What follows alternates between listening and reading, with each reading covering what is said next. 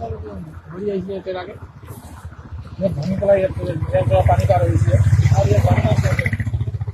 আৰু চব নদীখন এনেকৈ ঘূৰণীয়া হৈ আহিছে আৰু ইয়াৰ পৰা মাজেদি এতিয়া চৰকাৰে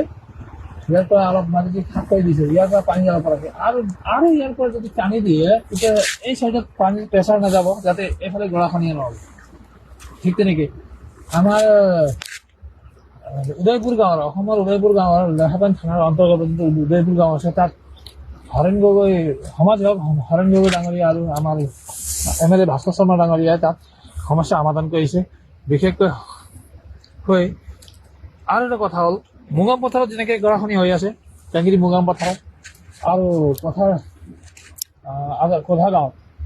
জাগোন কোঠা গাঁও মানে কোঠাচেমা গাঁও তাত হাজং গাঁৱৰ ফালেও তাত গৰাখহনীয়া হৈছে কোঠা ৰিজাৰ্ভ ফালে গৰাখহনীয়া হৈছে তাত যাতে ফৰেষ্ট ডিপাৰ্টমেণ্টৰ DFO ছাৰ আহি আৰু ভাস্কৰ শৰ্মা ডাঙৰীয়া আহি MLA ভাস্কৰ শৰ্মা ডাঙৰীয়া আহি আৰু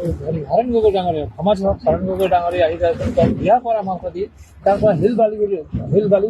উঠোৱাৰ ব্যৱস্থা আৰু নদীখনত কোনো সোমাই দিয়াৰ ব্যৱস্থা কৰে নহয় তেতিয়া বাৰিষাত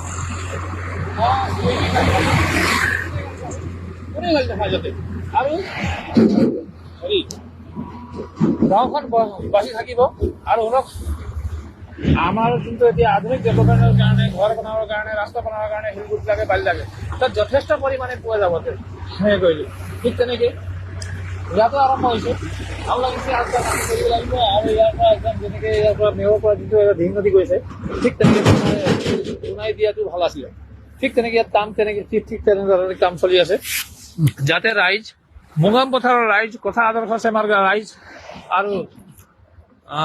যিখিনি মানে ৰাইজ বহিছে নৈৰ ওচৰত তেখেতলোকে সজাগ হৈ য'ত ত'ত শিল বালি উঠাবলৈ নিদিব একদম এনেকৈ পোনাই দিব আৰু তাত ফৰেষ্টৰ ৰেভিনিউৰ কথা আছে আমি